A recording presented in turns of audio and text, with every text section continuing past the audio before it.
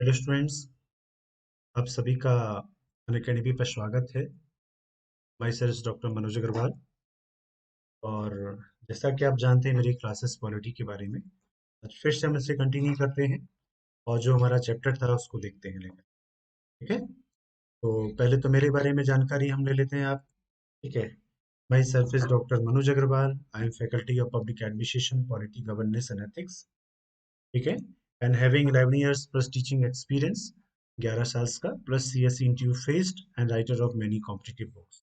और अनअकैडमी में मेरा, ठीक है, टेलीग्राम चैनल है अनअकैडमी@, ठीक है, अंडर स्कोर कर सकते हैं यहाँ पे मनोज _कुमार। क्लियर? तो ये मेरा अनअकैडमी का टेलीग्राम लिंक है, आप जा सकते हैं इसके माध्यम से।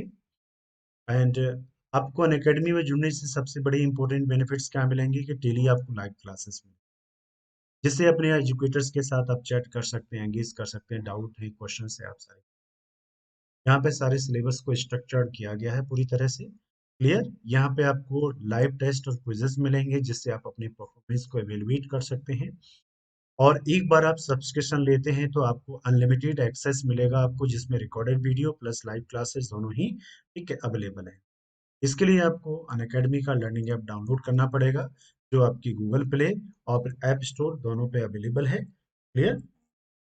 तो इसके साथ साथ आप अनअकैडमी में जुड़ते हैं तो आपको यहाँ पे 100+ टॉप एजुकेटर्स मिलेंगे जो आपकी करियर को नई दिशा देंगे।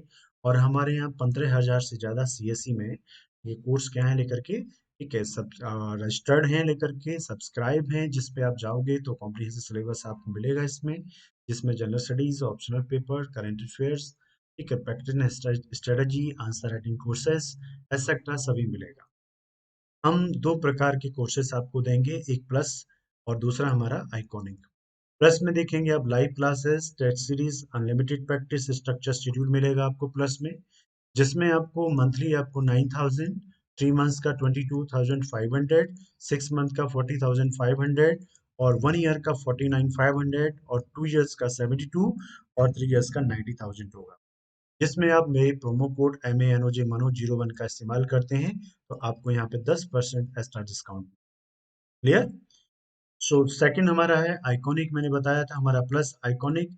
तो iconic is basically much better than plus, जिसमें क्या है कि जिसमें आपकी प्लस की 4 विशेषताओं के साथ साथ यहाँ पे पर्सनल कोच मिलेगा, daily mains question answer practice होगी, स्टडी प्लानर मिलेगा, और आपको पर्सनलाइज फीडबैक यानी पर्सनली फीडबैक मिलेगा, जिसमें 1 ईयर का आपका 69,500 है, 2 ईयर का आपका 1,07,000 है, और 3 ईयर्स का इसमें आपको, ठीक है, 1,41,000 फीस स्ट्रक्चर होगा, जिसमें आप मेरे प्रोमो कोड MANOJ MANO01 का इस्तेमाल करते हैं तो यहाँ भी आपको 10% एक्स्ट्रा डिस्काउंट मिलेगा। ठीक है, तो ये तो हमारी जानकारी थी। इसी प्रकार से ऑप्शंस में है हमारा, ठीक है, आपको सब्सक्राइब कर सकते हैं और अनअकैडमी से आप बेनिफिट ले सकते हैं। आज हमारा टॉपिक है पॉलिटी में, जैसा कि आप देख रहे हैं लेकर के। आज हमारा पॉलिटी का टॉपिक क्या है लेकर के, पॉलिटी के टॉपिक में आज हम देखेंगे लेके भारत में संसदीय शासन प्रणाली अपनाए जाने के कारण और वर्तमान में कि क्या समस्या है हमारी संसदीय लोकतंत्र में, वो हम डिस्कस करें। ठीक है, तो जैसा कि आप जानते हैं कि लोकतंत्र, सबसे पहले मैं डिस्कस करूंगा आपसे डेमोक्रेसी के बारे में।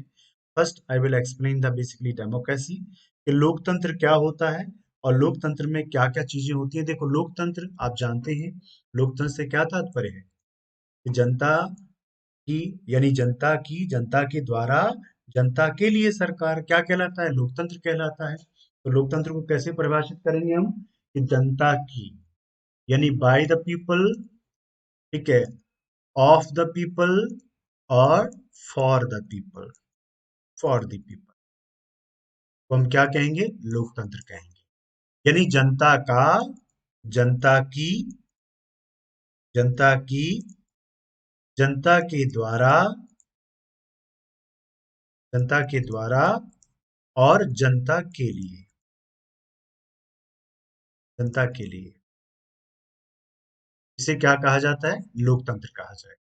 तो डेमोक्रेसी कितने प्रकार की होती है, दो प्रकार की। ठीक है, लोकतंत्र को हम बोलते हैं, लोकतंत्र क्या है, लोकतंत्र अर्थात जनतंत्र। जनतंत्र का मतलब होता है लोगों के द्वारा बनाई गई ऐसी शासन व्यवस्था जिसमें जनता ही यानी व्यक्ति ही मालिक होते हैं, व्यक्ति के प्रति ही, ठीक है, जो शासन व्यवस्थाएं होती हैं वो जिम्मेदार होती हैं। तो जब लोकतंत्र की बात की जाती है तो लोकतंत्र दो प्रकार का है, एक रिप्रेजेंटेटिव यानी इनडायरेक्ट, और दूसरा क्या होता है, डायरेक्ट। और इनडायरेक्ट डेमोक्रेसी, डायरेक्ट का मतलब क्या होता है कि जब जनता खुद ही स्वयं ही मालिक हो, जनता के लोगों के द्वारा स्वयं ही मिलजुल के प्रबंधन किया जाए, शासन किया जाए, प्रशासन किया जाए। जैसे कि आप देखते होंगे ग्राम सभा के स्तर पर, ग्राम सभा इसका सबसे अच्छा क्या है, एग्जाम्पल है लेकर के किसका, ठीक है, आपका डायरेक्ट डेमोक्रेसी का। दूसरा हमारा कौन सा है, रिप्रेजेंटेटिव डेमोक्रेसी, यानी कि अप्रत्यक्ष लोकतंत्र यानी प्रतिनिधित्वकारी लोकतंत्र। तो रिप्रेजेंटेटिव डेमोक्रेसी में क्या इंपॉर्टेंट चीज होती है कि आपका दो प्रकार की चीजें होती है। रिप्रेजेंटेटिव, रिप्रेजेंटेटिव मतलब यहाँ पे जनता स्वयं शासन नहीं करती, बल्कि जनता अपने, ठीक है, प्रतिनिधियों का चुनाव करती है और वो प्रतिनिधियों के माध्यम से शासन करती है। तो ऐसी व्यवस्था में दो प्रकार की विश्व में मुख्य रूप से सामान्यतः जो प्रचलित शासन व्यवस्थाएं, उसमें एक है राष्ट्रपति शासन प्रणाली और दूसरी हमारी संसदीय शासन।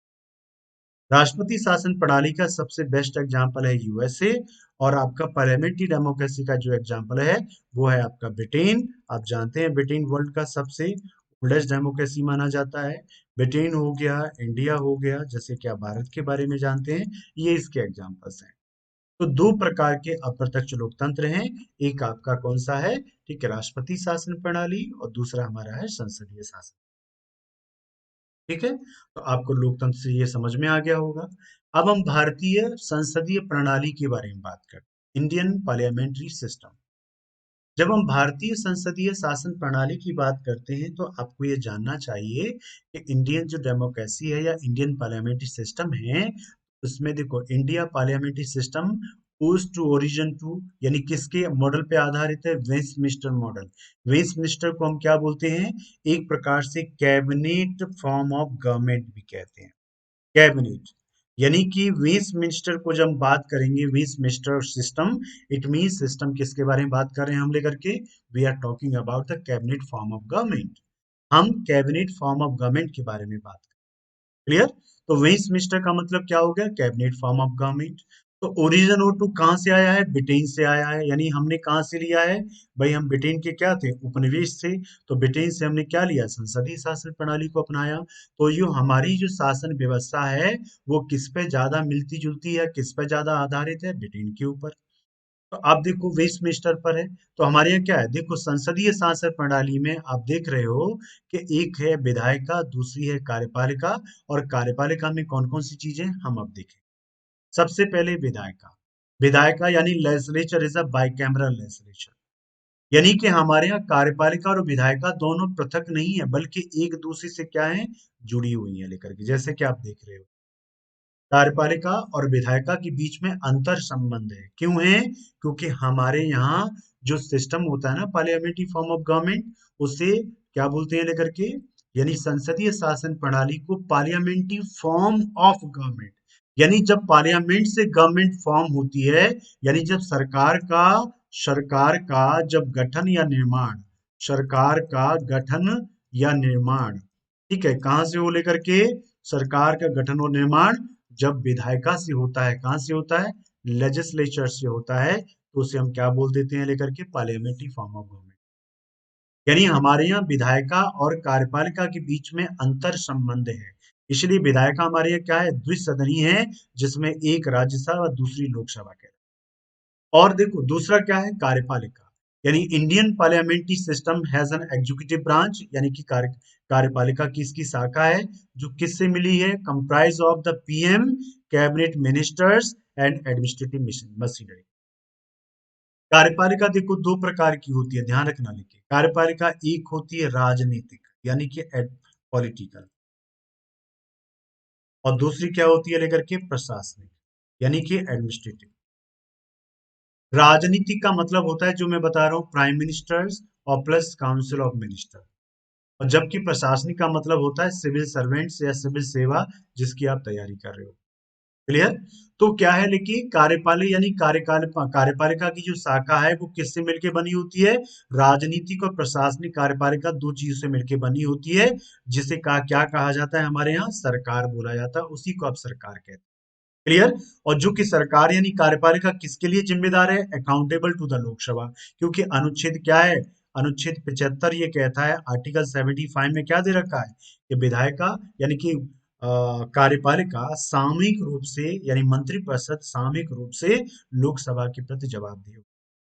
ये लोकसभा में कहा, यानी किसके बारे में कहा गया है? सरकार के बारे में कहा गया है। तो could initiate no confidence against government, और ये क्या कर सकती है?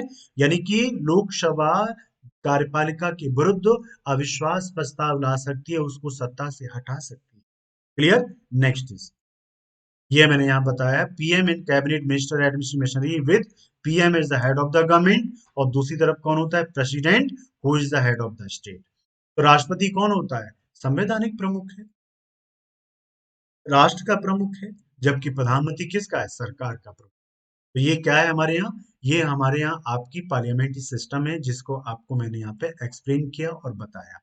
ठीक है, मुझे आशा है आपको समझ में आ गया होगा, और आगे इसमें हम डिस्कस करते हैं फिर आगे टॉपिक और क्या है इसमें। Let's see that. हमने आपको बताया था पार्लियामेंट्री फॉर्म ऑफ गवर्नमेंट क्या है। उसके आगे आज का मेरा क्लास है कि हमारे यहाँ भारत में संसदीय व्यवस्था की स्वीकार्यता के कारण क्या है, क्यों हमारे यहाँ संसदीय शासन व्यवस्था को स्वीकार किया गया, क्या कारण थे, किन कारणों की वजह से हुआ, ये हम देखते हैं। सबसे पहले व्यवस्था से निकटता, यानी कौन सी व्यवस्था? भारत आप जानते हैं ब्रिटेन से क्या था? यूके से शासित। यूके यानी ब्रिटेन का भारत के ऊपर शासन चलता था। जब ब्रिटेन भारत को छोड़ के गया तो उससे पहले इन्होंने भारत में संसदीय व्यवस्था की शुरुआत की थी।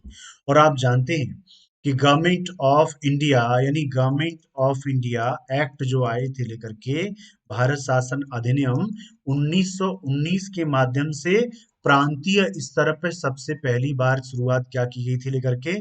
प्रांतीय स्तर पर सरकार की शुरुआत, संसदीय शासन व्यवस्था की शुरुआत। और वहीं आप जानते हैं लेकर के, ये भी आप जानते हैं, मैंने क्या बताया कि 1919 के अधिनियम एक्ट के माध्यम से भारत में प्रोविंशियल लेवल पर यानी प्रांतीय स्तर पर, प्रोविंशियल लेवल पर क्या किया गया था? डायरकी सिस्टम अर्थात द्वैध शासन व्यवस्था की, द्वैध शासन व्यवस्था की शुरुआत की, जिसमें ये प्रोविंशियल गवर्नमेंट में द्वैध शासन था ना, ये क्या था? ये संसदीय शासन प्रणाली थी भारत में। तो भारत में केंद्र स्तर पर पहली क्या था? पहली बार संसदीय प्रणाली की शुरुआत नहीं की गई, बल्कि कहाँ की गई? यह आपके प्रांतीय स्तर पे की। और जबकि 1935 के अधिनियम के माध्यम से आप जानते हैं लेकर के, फेडरल लेवल पर, फेडरल, फेडरल का मतलब संघीय स्तर पर भारत में क्या किया गया था? संघीय स्तर पर संसदीय शासन प्रणाली की शुरुआत की, संसदीय शासन प्रणाली की शुरुआत। ठीक है, तो ये आपके यहाँ क्या था? सिस्टम था जो मैंने आपको बताया। तो ये हमारे यहाँ कब शुरू होगा लेकर के? ठीक है, उसी चीज को मैं बता रहा हूँ। तो अब भारत में क्या था कि ये व्यवस्था भारत से पहले से जुड़ी थी, हम जानते थे, हम इसके बारे में नोन थे कि पार्लियामेंट्री सिस्टम क्या है। हम अच्छी तरह से जानते थे व्यवस्था के बारे में। तो संसदीय शासन व्यवस्था ब्रिटिश काल के दौरान से भारत में क्या थी? मौजूद थी। परिणाम स्वरूप भारत संसदीय व्यवस्था से क्या था? परिचित था, हम नून थे, मैंने आपको बताया। हम ऐसा नहीं था कि पार्लियामेंट्री सिस्टम क्या होता है जानते ही नहीं है, हम उसके बारे में अनुभव नहीं लिया था। हम बिल्कुल जानते थे, उसके बारे में अनुभव था। तो स्वतंत्रता के बाद यदि अन्य शासन व्यवस्थाओं को अपनाते तो क्या लगता हमको? ज्यादा समय लगता, काफी समय लग जाता समझने में। इसलिए क्या था, ये इस व्यवस्था से हम जानते थे, निकटता थी, इस व्यवस्था से हम शासित भी थे, इसलिए हमने क्या किया? इस व्यवस्था को अपनाना ज्यादा बेहतर समझा। क्लियर? दूसरा, सेकंड है उत्तरदायित्व पूर्ण व्यवस्था। यानी कि देखो, संसदीय शासन प्रणाली को हमने इसलिए भी अपनाया, दूसरा कारण क्या था? ये उत्तरदायित्व को स्थापित करती है, या उत्तरदायित्व को अधिक महत्व देती है। यानी ज्यादा महत्व प्रदान किसको करती है ये लेकर के, कि किसको करती है? उत्तरदायित्व को। क्योंकि आप जानते हैं राष्ट्रपति शासन प्रणाली में किसको महत्व दिया जाता है? शासन में स्थिरता को। और जबकि संसदीय प्रणाली में किसको महत्व दिया जाता है? मैंने बताया था आपको, उत्तरदायित्व को। इसलिए प्रसिद्ध विद्वान के एम मुंशी ने कहा था कि भारत में, या भारत ने संसदीय व्यवस्था में उत्तरदायित्व और जवाबदेहिता के सिद्धांत का समावेशन किया है, जिससे यह व्यवस्था भारतीय जनमानस के अनुकूल हो चुकी है। क्या हो चुकी है ये? भारतीय जनमानस के अनुकूल हो गई है, या भारतीय जनमानस के अधिक निकट हो गई है।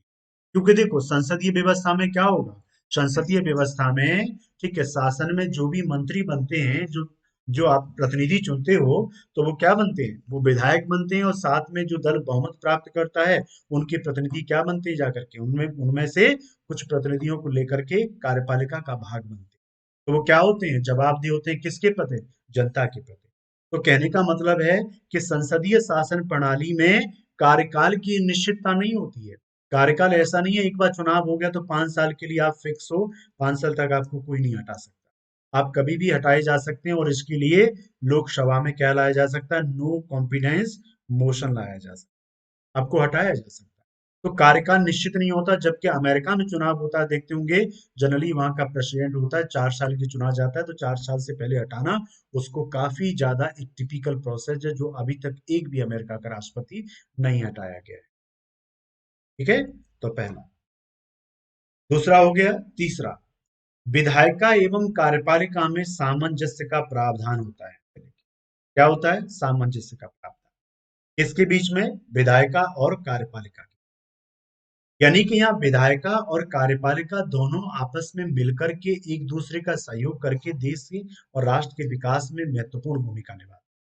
जबकि मैंने आपको बताया था कि राष्ट्रपति शासन प्रणाली में क्या होता है कि विधायिका और कार्यपालिका के मध्य सामंजस्य नहीं होता, एक दूसरे के साथ मिलकर के वो काम नहीं करते, क्योंकि विधायिका और कार्यपालिका में यह सामंजस्य इसलिए नहीं होता है अमेरिका में, कि अमेरिका में राष्ट्रपति शासन प्रणाली किस पे आधारित है, शक्ति के पृथक्करण के सिद्धांत।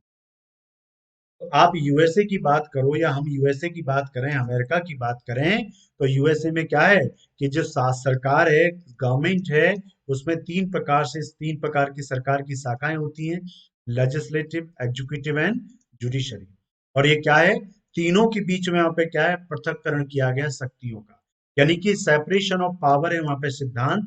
सेपरेशन ऑफ पावर सिद्धांत का मतलब होता है कि सरकार के कोई भी अंग हैं, उनके मध्य में कोई भी आपस में संपर्क यानी सामंजस्य इस प्रकार का नहीं होगा जैसा कि संसदीय शासन में।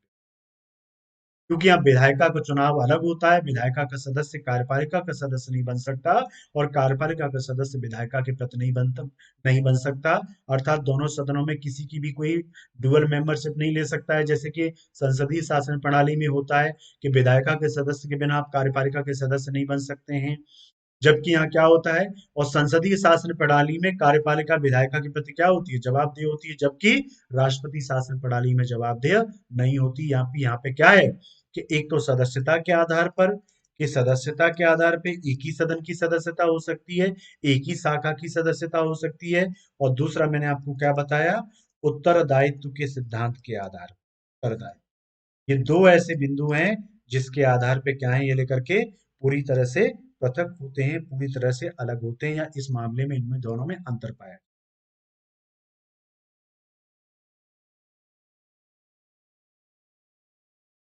तो भारतीय शासन व्यवस्था में विधायिका एवं कार्यपालिका में सामंजस्य का प्रावधान मौजूद था, जो स्वतंत्रता के बाद भारतीय परिस्थितियों के क्या था, अनुकूल था, क्योंकि भारतीय शासन व्यवस्था जनता के प्रति क्या है, उत्तरदायी। इसलिए इसलिए हमने इस व्यवस्था को क्या किया, स्वीकार किया, इसको अपनाया। क्लियर। तो तीसरा कारण, चौथा कारण कि भारतीय समाज की प्रकृति, यानी भारत विश्व का सर्वाधिक विविधता वाला राज्य है या समाज है। भारत सर्वाधिक विविधतापूर्ण देश है, लेकर के आप भी जानते हैं भारत में बहुत ज्यादा विविधता पाई जाती है। इसलिए संविधान निर्माताओं ने संसदीय व्यवस्था को अपनाया, ताकि सरकार में प्रत्येक वर्ग के लोगों का प्रतिनिधित्व सुनिश्चित हो सके। क्लियर। क्योंकि देखो विविधता है, अब देखो बात को समझना, विविधता से इसका क्या संबंध है, आप कहोगे सर इससे क्या लेना देना। अरे भाई, समाज में विविधता का मतलब क्या होता है, what is the mean of the diversity. जब हम विविधता की बात करते हैं कि विविधता है, और विविधता का मतलब क्या है यहाँ पे लेकर के, विविधता का सीधा सा मतलब हो गया, यहाँ पे धर्म भी अनेक हैं। ठीक है, भारतीय जात धर्म धर्म हो गए, संप्रदाय हो गए, ठीक है, भाषाएं हो गई, भाषाएं हो गई, ठीक है, और यहाँ की संस्कृति हो गई। ये क्या है, ये सब में क्या है, बहुत विविधता पाई जाती है। तो देखो, जब समाज जितना ज्यादा विविध होगा, तो समाज के उन छोटे छोटे तबकों का या समुदायों के अपने अपने हित या अपनी अपनी महत्वाकांक्षाएं होंगी। इसलिए सबका समावेशन शासन में करना आवश्यक होता है। यदि वह नहीं होगा, तो क्या होगा, लोग अपनी शासन व्यवस्था से असंतुष्ट होंगे, और कहीं न कहीं वह उस देश की शासन व्यवस्था के लिए एक संकट खड़ा कर सकता है। उस देश में लोग कभी भी शासन से जुड़ नहीं पाएंगे, अपनत्व तो नहीं स्थापित कर पाएंगे, और वह देश कभी आगे नहीं बढ़ सकता। क्लियर है? तो ये क्या था, हमारा अपनाने के कारण थे। नेक्स्ट, भारतीय में ब्रिटिश संसदीय व्यवस्था में विभेद, दोनों में क्या पाया जाता है, डिफरेंसेस क्या है। क्वेश्चन बनेगा आपका लेकर के, प्रीलिम्स में भी आता है और ये प्लस मेन में भी आता है, मेंस में भी है, कि दोनों के बीच में विभेद क्या है। तो भारत में देखो, भारत की संसदीय व्यवस्था का स्वरूप विस्तृत रूप से ब्रिटिश प्रणाली पर ही आधारित है। और जो कभी लेकिन इसका मतलब यह नहीं है कि यह कभी भी लेकिन यद्यपि यद्यपि यह कभी भी ब्रिटिश संसदीय व्यवस्था की नकल नहीं रहा या नहीं रही। ये इंपॉर्टेंट है। हमने भले ही उससे अपनाया है, लेकिन कभी भी ये ब्रिटिश संसदीय व्यवस्था की नकल नहीं रहा, या हमने उसका हूबहू पालन नहीं किया।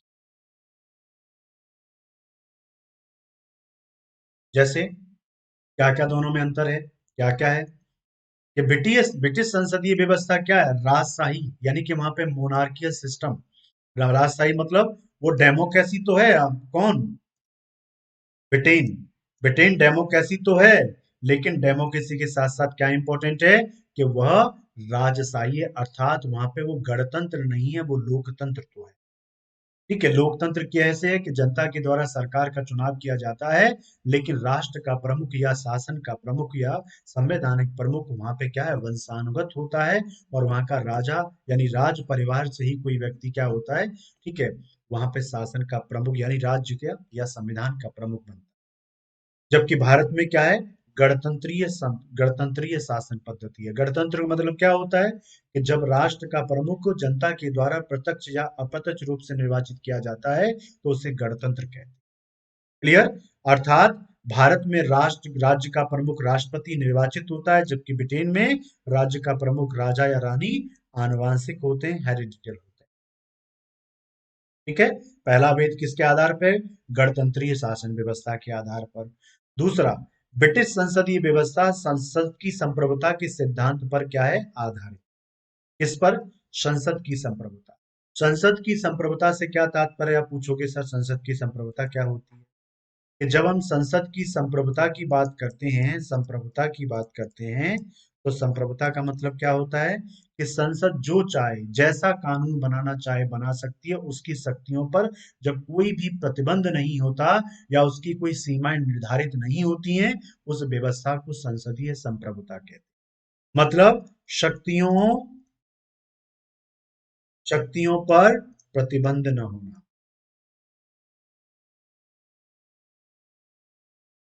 प्रतिबंध न होना, या कुछ सीमाएं निर्धारित न होना।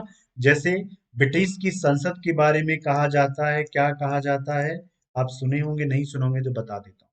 संसदीय संप्रभुता का मतलब क्या है, कि संसद ही सबसे ज्यादा सर्वोच्च शक्तिशाली शासन की इकाई या शासन की शाखा होती है, गवर्नमेंट की ब्रांच होती है। यानी विधायिका वहां पे सबसे ज्यादा शक्तिशाली है, और वहां संसद जो चाहे जैसा चाहे कानून बना सकती है, उसकी शक्तियों पर कोई प्रतिबंध नहीं होता। अर्थात कहा जाता है कि ब्रिटिश की संसद महिला को पुरुष और पुरुष को महिला बनाने के अलावा वो सब कुछ कर सकती है जो किया जा सकता है। क्लियर? समझ आ रहा है कि नहीं आ रहा है, कि वो सब कुछ कर सकती है जो क्या किया जा सकता है, बनाया जा सकता है, यह वहां पे संसद की शक्ति है लेकर। क्लियर? तो शक्तियों पर कोई प्रतिबंध न होना या प्रतिबंध नहीं होता है लेकर के उसका। ठीक है, तो संसदीय संप्रभुता कहते हैं उसको। तो क्या कहा गया, मैंने क्या कहा, क्या कथन है उसके ब्रिटिश संसद के बारे में, कि वहां की संसद पुरुष को महिला, महिला को पुरुष बनाने के अलावा वह सब कुछ कर सकती है जो किया जा सकता है। क्लियर? तो संसदीय संप्रभुता हो गया। तो वहां की संसदीय क्या है, संप्रभु है।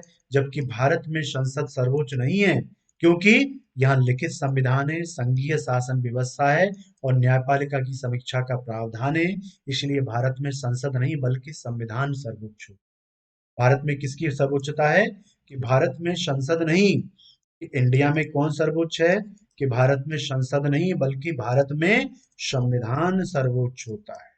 क्योंकि संविधान ने ही शासन की तीनों शक्तियों को, संविधान ने ही शासन की तीनों शाखाओं को, सरकार की तीनों शाखाओं को शक्ति प्रदान की है।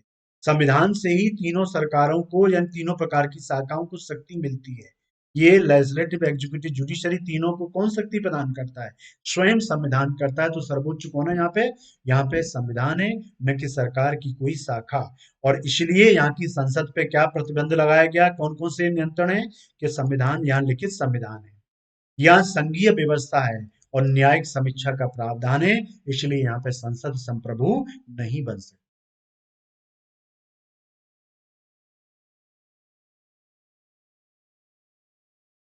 आगे आगे ब्रिटिश व्यवस्था में, संसदीय व्यवस्था में प्रधानमंत्री को निम्न सदनीय हाउस ऑफ कॉमन्स का सदस्य होना क्या है? आवश्यक है, अनिवार्य है। यानी कि वहां का प्राइम मिनिस्टर क्या होना चाहिए? लोअर हाउस का मेंबर होना चाहिए, जिसे हाउस ऑफ कॉमन्स कहते हैं। जबकि भारत में आप जानते हो लेकर के कि भारत का प्रधानमंत्री, ठीक है, दोनों में से किसी भी सदन का सदस्य हो सकता है। जैसे कि आप जानते हैं मनमोहन सिंह जी प्रधानमंत्री थे मोदी जी से पहले, तो क्या थे वो? राज्यसभा से चुन के आते थे, ठीक है। और जबकि आप देखते हैं कौन, मोदी जी कहाँ से चुन के आए? लोकसभा से। तो दोनों सदनों से आ सकता है। जबकि अब ब्रिटेन में क्या है? केवल लोअर हाउस से ही आएगा, जैसे कि भारत में लोकसभा। सामान्यतः ब्रिटेन में संसद सदस्य बतौर मंत्री नियुक्त किए जाते हैं। क्या किए जाते हैं? बतौर मंत्री नियुक्त किए जाते हैं। जबकि भारत में जो व्यक्ति संसद का सदस्य नहीं है, उसे भी अधिकतम 6 माह तक मंत्री पद पर नियुक्त किया जा सकता है। यानी वहां पे तभी कोई मंत्री बन सकता है ब्रिटेन में, जब वो किसी भी सदन की, जो क्या हो, वो लोअर हाउस यानी हाउस ऑफ कॉमन्स का क्या होना चाहिए? मेंबर होना चाहिए। जबकि भारत में जो व्यक्ति संसद का सदस्य नहीं है, वो भी कितने महीने तक? 6 महीने तक मंत्री पद धारण कर सकता है, नियुक्त हो सकता है। आप सोच सकते हो, देखो किस अलग प्रकार की और किस तरह की वहां पे शासन व्यवस्था है। कहाँ? ये ब्रिटेन में। ये हमारी और ब्रिटिश शासन व्यवस्था में क्या है?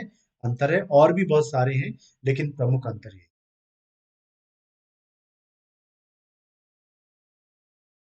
जैसे और क्या है? जैसे यहाँ का स्पीकर होता है, आप जानते हैं स्पीकर।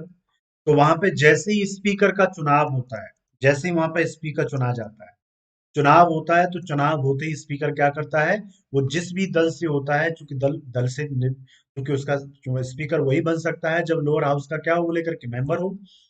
तो जब वो चुनाव हो जाता है, तो चुनाव होते ही वो अपने दल से इस्तीफा दे देता है। अपने दल से इस्तीफा दे देता है, रिजाइन कर देता है, लेकर क्या दे देता है? इस्तीफा दे देता है। इस्तीफा दे देता है, रिजाइन कर देता है। क्यों? क्योंकि उसकी इस आधार पर क्या, उसकी विश्वसनीयता पर, उसके इस आधार पर कोई भी विपक्षी दल या आरोप न लगा सके कि आप अपने दल को समर्थन कर रहे हो या अपने दल को बढ़ावा दे रहे हो। सोचो कितनी अच्छी व्यवस्था है उस देश में लेकर के। क्या है? कि जैसे स्पीकर का चुनाव होगा, वह अपने दल से इस्तीफा दे देगा और वह क्या होगा? निष्पक्ष रूप से संसद की, या कह सकते हैं उस सदन की कार्यवाही को संचालित करेगा। यह ब्रिटेन की व्यवस्था है। क्लियर? ठीक है। तो ये कुछ ऐसे पॉइंट्स हैं लेकर वहां पे क्या है जो अंतर पाया जाता है। अब प्रश्न उठता है कि भाई हमारी संसदीय प्रणाली है, तो हमारी संसदीय प्रणाली की क्या क्या सीमा है? ये मुख्य परीक्षा का इंपॉर्टेंट टॉपिक है और जिसे क्वेश्चन आएगा लेकर के ध्यान रखना। ये मेंस में आएगा कि भारत में संसदीय प्रणाली की क्या सीमाएं हैं, किन आधार पे भारतीय संसदीय प्रणाली सीमित हो जाती है, किस आधार पे भारत में संसदीय प्रणाली ऐसी है जो कि ब्रिटेन या अन्य देशों, जो ब्रिटेन सबसे बड़ा एग्जाम्पल है, उसकी अपेक्षा कम प्रभावी है, या भारतीय संसदीय प्रणाली में कहाँ कमियां हैं जिनको देखने की आवश्यकता है। तो पहला, भारत में स्वतंत्रता के पहले से ब्रिटेन के समान संसदीय शासन प्रणाली को लागू लागू किया जा चुका है, जिसे स्वतंत्रता के बाद भी अपना लिया गया। आप जानते ही हैं लेकर के, स्वतंत्रता के बाद भी हमने क्या किया? हमने इसको अपना लिया लेकर के। तो ब्रिटेन में हमने समान व्यवस्था है, फिर भी दोनों देशों की संसद प्रणाली में कुछ भिन्नताएं नजर आती हैं, या इस आधार पर सीमाएं नजर आती हैं जो देखना और समझना आवश्यक है। पहला पॉइंट, ब्रिटेन में संसदीय प्रणाली सफल रही, यानी ब्रिटेन में संसदीय प्रणाली सक्सेसफुल रही, क्योंकि वहां जनसंख्या और उसकी विविधता क्या है, कम है। जनसंख्या भी कम है और वहां की जनसंख्या में विविधता कम है, अर्थात आप देखोगे वहां के जो मूल निवासी हैं मुख्य रूप से एक ही धर्म के मानने वाले हैं। साथ में उनका क्या है, भाषा भी एक ही है, आप जानते हो, लेके वहां पे ठीक है। और क्या है, संस्कृति भी वहां पे क्या होता है, संस्कृति में भी देखोगे ज्यादा विविधता नहीं है, संस्कृति भी एक समान जैसी है। इसके अलावा और क्या देखोगे, लेके यानी कि एक ही जैसा धर्म है, भाषा है, संस्कृति है, और वहां पे एक ही जैसे वहां पे क्या है, ठीक है, एक प्रकार से देखें जैसे धर्म हो गया, भाषा और संप्रदाय में भी वहां पे ज्यादा अंतर नहीं पाया जाता है लेकर के। तो कहने का मतलब है वहां पे विविधतापूर्ण समाज कम है, जबकि भारत क्या है, बहुत ज्यादा विविधतापूर्ण समाज है। इसीलिए यहाँ पे संसदीय प्रणाली को सफल बनाना अपने आप में एक बहुत बड़ी चुनौती है। दूसरा, ब्रिटेन में राजनीतिक परंपराएं भी संसदीय लोकतंत्र को व्यवहारिक प्रणाली बनाती, यानी कि वहां पे जो पॉलिटिकल कल्चर है, पॉलिटिकल वहां पे ट्रेडिशंस हैं, पॉलिटिकल ट्रेडिशंस ने वहां के संसदीय लोकतंत्र को और व्यवहारिक और अधिक सफल बनाया, जबकि इस प्रकार की संसदीय प्रणाली की परंपराएं भारत में मौजूद नहीं है, हमारे देश में मौजूद नहीं है। जैसे माने चलो वहां पे क्या है कि जैसे ही किसी के ऊपर एलिगेशन रखता है करप्शन का, तो वो रिजाइन कर देता है अपने पद से। आप देखते होंगे, भ्रष्टाचार का आरोप लगा, करप्शन का आरोप लगा, तो उसने क्या कर दिया, रिजाइन कर दिया। क्लियर, जबकि भारत में आप देखते होंगे ऐसी परंपरा विकसित नहीं है। यदा कदा कुछ ऐसे राष्ट्रीय नेता होते हैं या महत्वपूर्ण व्यक्ति होते हैं जो राष्ट्रीय राजनीति में हुए हैं, उन्होंने इस्तीफा दिया, बाकी लोग क्या है, ठीक है, बेशरम की तरह उसको कंटिन्यू करते हैं। कितने केस चल रहे हैं उनके खिलाफ, कभी भ्रष्टाचार करते रहते हैं। आगे, ब्रिटेन प्रति निर्वाचन क्षेत्र 1 लाख से कम मतदाताओं वाला एक द्वीपीय देश है, 1 लाख से कम, यानी वहां पे एक जो वहां पे एमपी चुन के आता है, मेंबर ऑफ पार्लियामेंट, तो कितनी जनता का प्रतिनिधित्व करता है, 1 लाख जनसंख्या का, ठीक है, प्रतिनिधित्व करता है, 1 लाख। और जबकि भारत में सामान्य रूप से मोटा मोटा कितना, 15 लाख मतदाताओं का वो प्रतिनिधित्व करता है। आप सोचिए, ब्रिटेन का एमपी एक और भारत के, यानी ब्रिटेन के 15 एमपी भारत के एक एमपी के बराबर जनसंख्या का प्रतिनिधित्व करते हैं। ये अपने आप में दर्शा रहा है कि भारत सोचो कितना बड़ा देश है, भौगोलिक रूप से भी और जनांकीय रूप से। ठीक है, आगे, ब्रिटेन में मौजूद राजनीतिक दलों की एक स्पष्ट विचारधारा होती है, यानी वहां पे क्या है, एक स्पष्ट पॉलिटिकल आइडियोलॉजी है, और उनकी नीतियां और वरीयताएं उन्हें एक दूसरे से क्या अलग करती हैं। जैसे वहां पे लेबर पार्टी है मान के चलो, ठीक है, और एक और वहां पे लेबर, एक और क्या बोलते हैं उसको, एक दो दो दल है वहां पे प्रमुख रूप से, हालांकि दल तो कई है लेकिन दो प्रमुख दल हैं, एक लेबर पार्टी है और एक राइटिस्ट होते हैं, लेकर के दो दो प्रकार की है पार्टी। तो एक क्या है, यानी दोनों की विचारधारा क्या है, बिल्कुल स्पष्ट रूप से अलग होती है, और उनकी नीतियां वरीयताएं भी पृथक होती हैं। जबकि भारत में अक्सर राजनीतिक दल, ठीक है, सदस्य अपनी सुविधा के अनुसार अपने दल और विचारधारा को बदलते हैं, हमारे यहाँ एक जैसी नहीं है। जैसे पता चल रहा है कि लेफ्ट वाले विरोध कर रहे हैं कांग्रेस के खिलाफ, लेफ्ट का उद्भव हुआ, अब कांग्रेस के साथ ही हाथ मिला लिए। पता चला लेकर के कि आप क्या है लेकर के, यानी कि कोई समाजवादी पार्टी कभी इसके साथ कभी उसके साथ, कभी बसपा इसके साथ कभी उसके साथ, कभी कोई दल इसके साथ कभी उसके साथ, पता चल रहा है उसके खिलाफ चुनाव लड़ा, चुनाव के बाद एक दूसरे ने मिलकर के क्या बना ली, सरकार बना ली। यानी एक दूसरे के खिलाफ उन्होंने जनादेश प्राप्त किया, लेकिन सत्ता में भागीदारी के लिए क्या हो गए, एक दूसरे के साथ मिलकर के उन्होंने क्या कर ली, सरकार बना ली लेकर के। तो ये क्या दिखाता है कि सरकार बना ली उन्होंने, तो ये दिखाता है लेके कि वह लोकतांत्रिक मूल, ठीक है, जनता के दिए गए मत का या जनता के द्वारा दिए गए, ठीक है, जनादेश का सम्मान नहीं कर रहे। क्लियर, इस प्रकार की भारत में क्या है, राजनीतिक रूप से स्पष्ट विचारधारा में पृथक पृथक्करण नहीं देखा जाता। यहाँ पे राजनीतिक दल और उसके सदस्य यानी पार्टी के नेता अपने हिसाब से विचारधारा को और दल को बदलते रहते हैं। क्लियर, नेक्स्ट इज ब्रिटेन में किसी राजनेता के दल बदल पर जनता और राजनीतिक दल दोनों की प्रतिक्रिया क्या होती है? नकारात्मक होती है। यानी हमारे यहाँ जैसे वहां पे क्या है कि कोई मान के चलो बीजेपी का नेता है और जाके कांग्रेस में शामिल हो गया, तो वहां के लोगों का उसके खिलाफ क्या होगा? Negative perception. वहां की पॉलिटिकल पार्टी भी इसको सपोर्ट नहीं करेंगे और ना पीपल सपोर्ट करेंगे। और जबकि हमारे यहाँ क्या होता है, भारत में राजनीतिक दलों द्वारा जीतने की प्रत्याशा और जनता द्वारा जाति और धर्म के आधार पर उसको वरीयता दी जाती है, और इजीली कोई भी व्यक्ति किसी पार्टी को छोड़ के कभी भी आके शामिल हो सकता है। जबकि न तो उसको जनता नकारती है और ना वो राजनीतिक दल कभी उसका विरोध करते हैं या उसका बहिष्कार करते हैं कि भाई तुम जैसे व्यक्ति की राजनीति वहां पर आवश्यकता नहीं है। तो इसमें किस आधार पर चुनाव होता है, किस आधार पर जोड़ा जाता है उसे, कि उसकी जीतने की प्रत्याशा यानी प्रोबेबिलिटी कितनी है, और जनता द्वारा जाति और धर्म को वरीयता क्या दी जानी, इसके आधार। नेक्स्ट, ब्रिटेन में जहां संसद सदस्यों द्वारा सरकार की जवाबदेहिता को महत्व दिया जाता है, यानी वहां पे क्या होता है, पार्लियामेंट्री मेंबर्स हैं लेकर के यानी एमपी हैं, वो गवर्नमेंट की अकाउंटेबिलिटी पे बहुत बल देते हैं। और वहीं भारत में विधायिका के सदस्य कार्यकारी शक्तियों के उपभोग उपभोग को अधिक महत्व देते हैं। विधायिका के सदस्य किसको? यानी विधायक है, एमपी है, लेकिन एमपी किसको ज्यादा महत्व देगा? शक्ति के उपभोग को ज्यादा महत्व देगा, उसको ज्यादा प्रायोरिटी देगा रादर देन अकाउंटेबिलिटी। ये क्या है? हमारे यहाँ सीमाएं हैं। ये किसमें? भारतीय संसदीय प्रणाली की सीमा हमने आपको बताई। मुझे आशा है आपको क्लियर हो गया होगा और कोई पॉइंट आपको दिक्कत नहीं होगी। ठीक है, तो मैंने क्या क्या आपको बताया, देखो मैं डिस्कस कर रहा हूँ फिर से।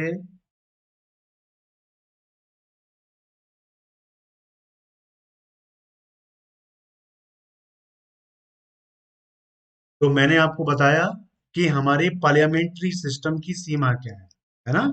पार्लियामेंट्री सिस्टम की पार्लियामेंट्री सिस्टम की लिमिटेशंस क्या है? ठीक है, ये मैंने बताया। अब देखो भारत में संसदीय प्रणाली क्यों असफल हो रही है?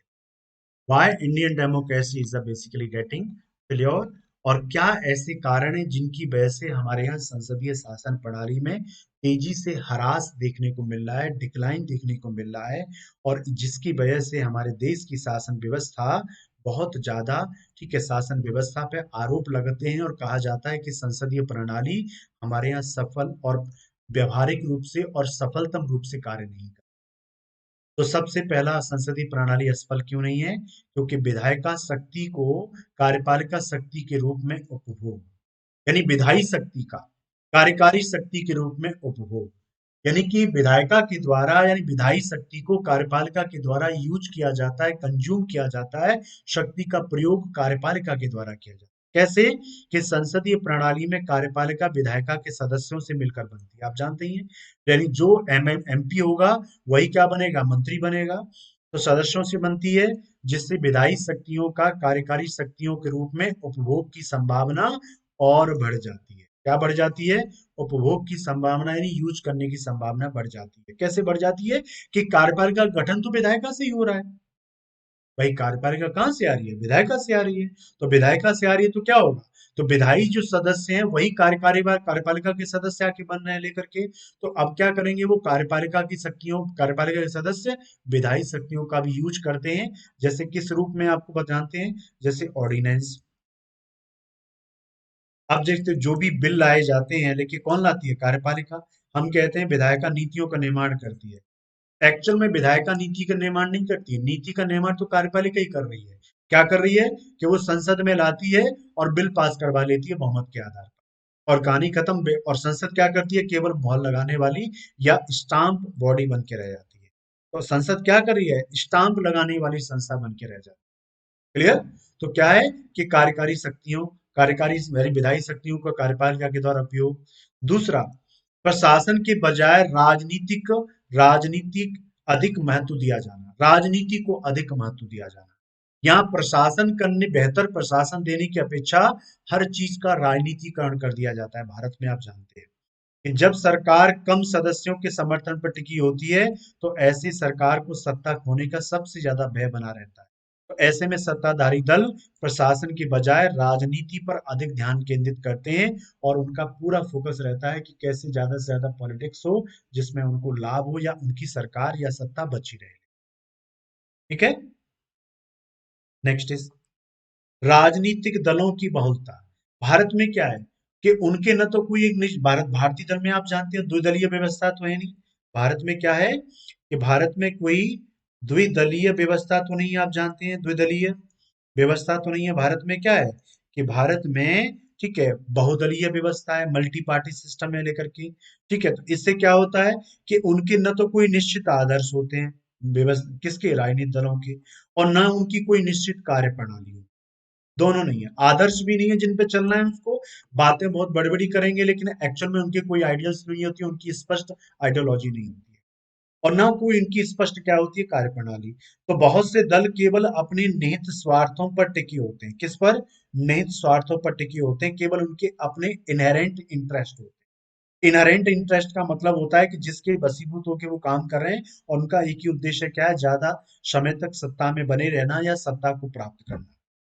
तो एक गठबंधन सरकार प्रणाली में ऐसे दल प्रशासन निर्णय लेने में क्या बनाते हैं, बाधा बनते हैं, और बेहतर स्वास्थ्य पूर्ति के अवसर मिलते ही सरकार को अस्थिर कर देते हैं। आप देखते हो, जैसे किसी ने ऑफर दे दिया ज्यादा, किसी ने पैसा ज्यादा दे दिया, या मंत्री पद मिल गया, या अच्छा विभाग मिल गया, तो क्या कर लिए, सरकार को बदल लिए, छोड़ दिए लेकर के। तो इससे क्या होती है, राजनीतिक दलों की बहुलता इसमें आप ठीक है एक बहुत बड़ा दिक्कत है। नेक्स्ट, राजनीतिक दलों का कोई निश्चित आदर्श नहीं, कोई निश्चित आदर्श नहीं होते उनके लेकर के। इसलिए मतदाता मतदान करते समय दलों के बजाय व्यक्तियों को अधिक क्या देते हैं, महत्व देते हैं। हमारे यहाँ देखो किस पे इंपॉर्टेंस होता है ज्यादा, पार्टी पे नहीं बल्कि व्यक्ति को वरीयता ज्यादा दी, क्योंकि यहाँ पे कोई निश्चित आदर्श ही नहीं है। जो आदर्श ऐसे हों जो व्यक्तियों को प्रेरित करें, या व्यक्तियों को उनके मत को निर्धारित करने में या मत डिसाइड करने में उनको ठीक है कुछ ऐसा डिसाइड करने में हेल्प करें, तो यहाँ पे क्या होता है, व्यक्तियों के आधार पर वरीयता देते हैं रादर देन वो किसके आधार पे, मत। तो जिससे लोक लुभावनवाद और अधिनायकवाद के तत्वों को क्या मिलता है, प्रोत्साहन। लोक लुभावनवाद मतलब आज देख रहे हो कि हम सत्ता में आएंगे तो आपको 10 लाख नौकरियां लगाएंगे, हम सत्ता में आएंगे तो किसानों का सारा ऋण माफ कर देंगे। देखते हो लेकर के क्या बोलते हैं कि जैसे ही हम सत्ता में आएंगे तो किसानों की ऋण माफी हो जाएगी। अब देखते होंगे किसानों की ऋण माफी कर देंगे। हम सत्ता में आएंगे तो प्रत्येक व्यक्ति को 6,000 रुपये महीने क्या करेंगे, 6,000 रुपीज मंथ में हम क्या करेंगे, लोगों को ठीक 6,000 रुपये महीने वेतन देंगे लेकर के। अब सोचो लेकर के, हम सत्ता में आएंगे तो आपके लिए नीति लाएंगे, ये करेंगे, फ्री में सब चीजें बांटेंगे। अब सोचो फ्री में बांट रहे हो तो पैसा कहाँ से आएगा भाई, पैसा कहाँ से आएगा। तो इससे क्या होता है कि इससे अधिनायकवाद के तत्वों को अधिक प्रोत्साहन मिल रहा है। निर्वाचन क्षेत्रों में उम्मीदवारों के व्यक्तिगत मूल्यांकन के बजाय लोग उसकी जाति, धर्म और प्रधानमंत्री या मुख्यमंत्री के नाम के आधार पर मतदान, यानी कि वो क्या कर रहे हैं, जैसे आप देखे होंगे अभी जो लोकसभा चुनाव हुआ था 2019 में, आप देखते हैं उसमें, और 2014 में, 14 में, दोनों ही कार्यकाल में मोदी जी के में क्या हुआ कि मोदी जी के नाम पर वोट दिया गया, न कि ये देखा गया लेकर के कि यहाँ पे कौन एमपी खड़ा हुआ है। ऐसे ऐसे लोग भी जीत गए जो कभी जिंदगी में ठीक है कभी भी एमपी नहीं बन सकते। ठीक है, किस आधार पे, क्योंकि मुख्यमंत्री या प्रधानमंत्री के नाम पर या उस कैंडिडेट के नाम पर लोग मत देते हैं, और उस आधार पे वो चुनाव जीत करके ठीक है असेंबली में या लोकसभा में, जो दर्शाता है कि हमारे लोकतंत्र में किसका महत्व ज्यादा है, जो दिखा रहा है कि लोकतंत्र में महत्व किसका ज्यादा दिया जा रहा है। यही मैं आपको समझाने का प्रयास कर रहा हूं।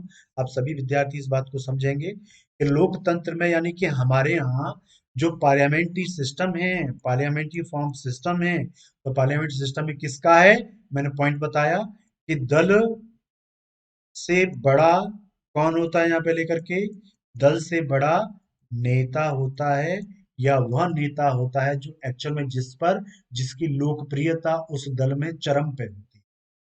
नेता कौन सा, कि लोकप्रियता के आधार, तो उसकी लोकप्रियता कितनी है लेकर के, और वो कितना अच्छा संगठन करता है। जैसे आप देखें लोकप्रियता तो है एक माप, प्लस इसके अलावा ठीक है उसकी ठीक है संगठन में कितनी पकड़ है, संगठन में पकड़। आप देखिए संगठन पकड़ के आधार पे अमित शाह का नाम जानते हैं, अमित शाह देश के केंद्रीय गृह मंत्री हैं। तो क्या है, उनकी जनता में उतनी पकड़ नहीं हो जितनी कि मोदी जी की पकड़ सबसे ज्यादा क्या है, लोकप्रियता है। और संगठन में पकड़ किसकी थी, अमित शाह की। दोनों ने मिलकर काम किया, तो देखो पार्टी को कहां से। तो मैंने क्या कहा, संसदीय लोकतंत्र में 10 से बड़ा हमारे यहाँ कौन हो जाता है, नेता हो जाता है। और नेता ही क्या, यहाँ पे क्या हो, दूसरा, यहाँ पे कोई स्पष्ट विचारधारा नहीं होती है। यहाँ पे कोई स्पष्ट विचारधारा नहीं है। मतलब क्या हो गया, कि जैसे देखो, आप स्पष्ट विचारधारा का मतलब यहाँ क्या कहने का मेरा तात्पर्य है, कि देखो यहाँ पे दल से बड़ा कौन है, नेता है। स्पष्ट विचारधारा जैसे आपको पता चलता होगा कि सपा की विचारधारा क्या है बताइए, बसपा की विचारधारा क्या है बताइए। ठीक है, देश में हमारे यहाँ दो ही पॉलिटिकल पार्टी जिनकी स्पष्ट विचारधारा है, एक है आपकी बीजेपी और दूसरी आपकी है, ठीक है, लेफ्ट पार्टी, लेफ्ट, यानी कि मार्क्सवादी दल है, लेके सीपीआई और सीपीआई एम, सीपीआई और सीपीआई, ठीक है, सीपीआई एम। ये दो दल हैं जो सबसे ज्यादा क्या हैं, जिनकी स्पष्ट विचारधारा है, जिसके आधार पे आप पहचान सकते हैं कि कौन सा दल किस विचारधारा का या किस चीज का समर्थन करता है। आप इस आधार पे देख सकते हैं, ठीक है। तो दल से बड़ा नेता, स्पष्ट विचारधारा नहीं होती है। और नेक्स्ट क्या इसमें पॉइंट है लेकर के, कि स्पष्ट विचारधारा नहीं है। तीसरा कौन सा है, कि यहाँ पर जो मतदान होता है, ठीक है, मतदाता होता है, मतदाता किस आधार पे निर्वाचन, किस आधार पे मत देता है, मत देने के आधार यानी मत जो प्रभावित होता है, वो धर्म से होता है, जाति से होता है, संप्रदाय से होता है, और क्षेत्रवाद से। इसके आधार पे क्या करता है वो मतदाता, अपने मत का निर्धारण करता है। तो आपने देखा, ये इस आधार पे। और प्लस संसदीय प्रणाली में क्या और है हमारे यहाँ भारत में, कि हमारे यहाँ बहुमत वाले दल की, यानी यहाँ पे बहुमत की तानाशाही होती है, बहुमत की तानाशाही। बहुमत की तानाशाही से क्या तात्पर्य है यहाँ पे लेकर के, कि यहाँ पे जो दल सत्ता में बहुमत में होता है, चाहे वो विधानसभा में, चाहे वो लोकसभा में, तो वो अपनी मर मर्जी से जो चाहता है वो शासन में कार्य करा ले जाता है। तो इसलिए इस आधार पे मैंने बताया क्यों असफल रही हमारे यहाँ, कि पहला तो हमारे यहाँ बहुदलीय शासन, बहुदलीय व्यवस्था है। दूसरा, प्रशासनिक बजाय राजनीति को महत्व दिया जाता है। और तीसरा, कार्यकारी शक्ति है, विधायी शक्ति का उपयोग करती है। और यहाँ पे कोई निश्चित आदर्श नहीं है। और यहाँ पे उम्मीदवारों का व्यक्तिगत मूल्यांकन न करके, बल्कि उसका क्या होता है, प्रधानमंत्री या मुख्यमंत्री या दल के नेता के आधार पर मत दिया जाता है। जिससे क्या होता है, लोकतंत्र सफल नहीं हो पाता। तो सुधार के लिए क्या उपाय है भाई, संसदीय कार्य प्रणाली में हम की उत्पादकता में हम क्या सुधार कर सकते हैं, क्या सुधार के निम्न उपाय किए जाने चाहिए। तो संसद को लोकतंत्र का मंदिर माना जाता है, आप जानते हैं, parliament is the temple of democracy. और यह जनप्रतिनिधि मंच का शीर्ष निकाय है, यानी it's basically the apex body of the representation. ये सबसे बड़ी, सबसे महत्वपूर्ण संस्था है जिसके आधार पर शासन होता है। तो इसका मुख्य कार्य क्या है, इसका क्या मुख्य कार्य है, कि कानून बनाना, सरकार की जवाबदेही तय करना, और आवश्यक मुद्दों पर चर्चा और बहस करना। तो संसद का काम क्या होता है, कानून बनाना। आप जानते हैं देश की यह सर्वोच्च नीति निर्माणकारी या विधि निर्माणकारी संस्था होती है। और ये क्या करती है, सरकार की जवाबदेही तय करती है, क्योंकि विधायिका से ही कार्यपालिका का गठन हुआ है। और अनुच्छेद 75 भी हमारा क्या कहता है, 75 भी हमारा क्या कहता है, कि 75 आर्टिकल हमारा कहता है कि विधायिका यानी लोकसभा के प्रति मंत्रिपरिषद सामूहिक रूप से जवाबदेह हो। और ये क्या करती है संसद, कि आवश्यक मुद्दों पर चर्चा और बहस कराती है। तो हाल के वर्षों में संसदीय कार्य प्रणाली में गतिरोध क्या आने लगा है, संसदीय कार्यवाही में गतिरोध लाया जाता है, यानी कि जबरदस्ती संसद की कार्यवाही रुकवाई जाती है। और उसमें हाय हल्ला किया जाता है, ठीक है, काम नहीं करने दिया जाता। तो ये इस प्रकार की चीज। दूसरा, व्यक्तिगत और संकीर्ण मुद्दों को लेकर शोर शराबा किया जाता है, पर्सनल और नैरो इश्यूज के ऊपर। जबकि उन मुद्दों पर लेकर के संसद का समय और उसका वक्त जाया नहीं करना चाहिए। जबकि उन पे क्या होता है, जबरदस्ती का संकीर्ण मुद्दों को लेकर के शोर शराबा होता है। और संसद सदस्यों की उपस्थिति को लेकर उदासीनता, यानी कि संसद सदस्य अपने प्रेजेंटेशन को लेकर यानी प्रेजेंट नहीं रहते हैं, वो काफी कम आते हैं। लेकिन आप देखते होंगे, आप जैसे खास करके कुछ राज्यसभा के सदस्यों के बारे में बात करूं मैं लेकर के, आप जानते हैं सचिन तेंदुलकर चुने गए थे राज्यसभा के सदस्य, मनोनीत सदस्य के रूप में, और पूरे 5-6 साल के कार्य में, 6 साल के कार्यकाल में वो 6 दिन भी, 6 डे भी नहीं आए राज्यसभा की कार्यवाही। इसी प्रकार से रेखा चुनी गई थी। रेखा भी आपका देखे होंगे कि वो अपने पूरे कार्यकाल में वो 60 घंटे भी उन्होंने नहीं दिए। इससे क्या दिखाई देता है कि इसके अलावा आप देखते हो कि संसद में भी यानी लोकसभा में भी और उनमें भी सदस्यों की उपस्थिति को लेकर उदासीनता तथा विभिन्न विधेयकों को जल्दबाजी में पारित करने की प्रवृत्ति, यानी कि तेजी से जल्दी आओ फटाफट से पारित करवा लिए क्या विधेयक की प्रवृत्ति आदि कारणों से संसदीय प्रणाली की उत्पादकता और गुणवत्ता का क्षरण हो रहा है, गिरावट हो रहा है। ठीक है, इससे संसद की छवि क्या हो रही है, धूमिल हुई है, जिससे जनता का संसद पर विश्वास कम हो रहा है। ठीक है, तो क्या करने की आवश्यकता है, तो इसमें सुधार के क्या उपाय हैं, इसमें कैसे सुधार कर सकते हैं, तो पहला है संसदीय अनुशासन, पार्लियामेंट्री डिसिप्लिन। संसदीय अनुशासन मतलब संसद में अनुशासन को बढ़ावा दिया जाए, ये सदस्य बनने की योग्यता और संसदीय अनुशासनहीनता को निर्योग्यता से जोड़ा जाए, यानी संसद सदस्य बनने के लिए एक क्वालिफिकेशन होनी चाहिए। जैसे कि आप एग्जाम में बैठते हैं तो आपकी मिनिमम क्वालिफिकेशन ग्रेजुएशन है, इसी तरह से सांसदों का भी होना चाहिए। साथ में संसदीय अनुशासनहीनता को निर्योग्यता से जोड़ा जाए। संसदीय अनुशासनहीनता यानी जो इनडिसिप्लिन कर रहा है पार्लियामेंट में, उसको उसकी डिस्क्वालीफाई से जोड़ दिया जाए, ताकि अनुशासन और शिष्टाचार को बढ़ावा दिया जा सके। जब निर्योग्यता मतलब डिस्क्वालिफिकेशन, डिस्क्वालीफाई मतलब वह सदन की सदस्यता से उसको उसकी सदस्यता को समाप्त कर देना, या उसकी जो बचा हुआ कार्यकाल है उसको समाप्त कर देना, क्या कहलाता है, निर्योग्यता। दूसरा, न्यूनतम कार्य दिवस निश्चित करना। संसद की कार्यवाही के लिए न्यूनतम कार्य दिवस निश्चित किए जाएं, ताकि इसकी उत्पादकता को सुनिश्चित किया जा सके। संविधान समीक्षा आयोग ने भी इसकी सिफारिश की। अब देखते हो संसद की कार्यवाही है, पता, जैसे संसद की कार्यवाही तब भी मान के चलो ठीक ठाक चलती है, आप राज्यों को देखोगे तो और स्थिति खराब है। विधानसभा में आपको मैं बता रहा हूं, राज्यों की विधानसभाओं में आप देखोगे लेकर के विधानसभाओं में, तो क्या होता है, राज्यों की विधानसभाओं में आप देखना, संसद में तो तब भी बजट सेशन इतना लंबा होता है, मानसून सेशन भी, और आपका शीतकालीन सत्र भी। जबकि राज्यों की विधानसभाओं में तो 5 से 7 दिन के लिए क्या चलता है, केवल सदन की कार्यवाही चलती है और समाप्त कर दी जाती है। बजट सेशन भी वहां पे 10 दिन से ऊपर नहीं चलता है कई राज्यों में। तो ये क्या स्थिति दिखा रही है कि इसको कार्य दिवस को बढ़ाया जाए, निश्चित किए जाए। संसदीय समितियों के महत्व को स्थापित किया जाए, यानी इससे विधेयक पारित होने के पूर्व उस पर व्यापक विचार विमर्श को बढ़ावा मिलेगा, और बैक बेंचर सांसदों को भी अपना दृष्टिकोण रखने का मौका मिलेगा। बैक बेंचर मतलब जो पीछे बैठे रहते हैं। संसदीय समितियों का काम क्या होता है कि जो भी विधेयक लाए जा रहे हैं सदन में, उनके ऊपर क्या करना, सदन में प्रस्तुत किए गए उन पर व्यापक रूप से विचार विमर्श करना, और उनके ऊपर निष्कर्ष निकालना, और उसके आधार पर उनमें क्या बेहतर किया जा सकता है और किस प्रकार से उस चीज को लाया जा सकता है। ठीक है, क्या कि सरकार को अधिक जवाबदेह बनाया जा सकता है, इस पर विचार। और क्या है, सांसदों के पास रिसर्च स्टाफ की उपलब्धता सुनिश्चित कराई जाए। अब देखो सांसद बन जाते हैं, सांसद क्या है, सांसद हैं लेकर के, लेकिन उनको अब बजट पे डिस्कशन करना है, उनको यही नहीं पता है बजट किसे कहते हैं, बजट में क्या क्या चीजें महत्वपूर्ण होती है, उनको नहीं पता है। तो अब वो किस प्रकार से उसके ऊपर डिस्कस कर पाएंगे, किस प्रकार से डिबेट कर पाएंगे, लेकर के नहीं कर सकते।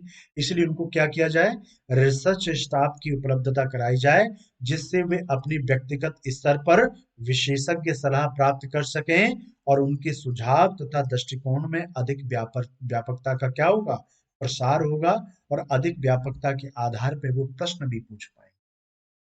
ठीक है। दूसरा, सत्ता पक्ष के साथ साथ विपक्ष को जवाबदेह बनाया जाए, यानी विपक्ष भी जवाबदेह हो, हम केवल सत्ता पक्ष की जवाबदेही की बात करते हैं। अरे भैया, विपक्ष भी तो उतना ही जिम्मेदार है। क्या विपक्ष की जवाबदेही नहीं है? बिल्कुल है। तो सत्ता पक्ष के साथ साथ क्या होना चाहिए? विपक्ष को भी जवाबदेह बनाया जाए और इसके लिए एक आचरण आचरण संहिता बनाई जानी चाहिए। कोड ऑफ कंडक्ट होना चाहिए।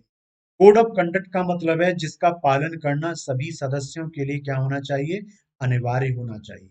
जिसके आधार पर सभी को एक व्यवहार करना पड़ेगा और उस व्यवहार से इतर जैसे व्यवहार करेंगे तो वो क्या उसके लिए जवाबदेह होंगे और उनके ऊपर कार्रवाई की। नेक्स्ट, दल बदल कानून में आवश्यक संशोधन किया जाना। दल बदल यानी आप जानते हैं एंटी डिफेक्शन। दल बदल मतलब एक दल में पता चलता है आज है, पता चला कल दूसरे में चला गया। जैसे देखते होंगे कई राज्यों में इस प्रकार से सत्ता में हुआ, लेकर जैसे कर्नाटका में, मध्य प्रदेश में, कई राज्यों में। तो आवश्यक संशोधन किया जाना चाहिए जिससे सांसदों को पार्टी लाइन से इतर स्वतंत्र रूप से अपनी अभिव्यक्ति की स्वतंत्रता मिल सके। क्लियर? तो क्या मिल सके? स्वतंत्रता मिल सके। यानी उसमें ऐसे संशोधन किए जाएं जिससे वो अपनी बात को निष्पक्ष, बिना किसी भय, बिना किसी डर, बिना किसी कार्रवाई के अपनी जो फ्रीडम ऑफ स्पीच है, जो सांसद के रूप में उन्हें प्राप्त है, उसको वो अभिव्यक्त कर सके। क्लियर? तो इस प्रकार की चीजें लाई जाए लेकर के। तो ये आज का हमारा क्लास था। फिर हम लोग ठीक है आगे यानी परसों फिर मिलेंगे आपसे एक नए टॉपिक के साथ। ठीक है? तो तब तक के लिए आपका धन्यवाद। ठीक है, थैंक यू एवरीवन। ठीक है, तो हम मिलते हैं आपसे फिर क्लास में। ठीक है, और कोई क्वेरी हो तो आप मुझे बताएं, लिख के दें ताकि मैं उसका सॉल्यूशन देखूंगा। ठीक है, तो थैंक यू एवरीवन। ठीक है, फिर हम मिलते हैं लेकर के। परसों मेरी क्लास इसी टॉपिक पे फिर से रहेगी, कंटिन्यू करेंगे।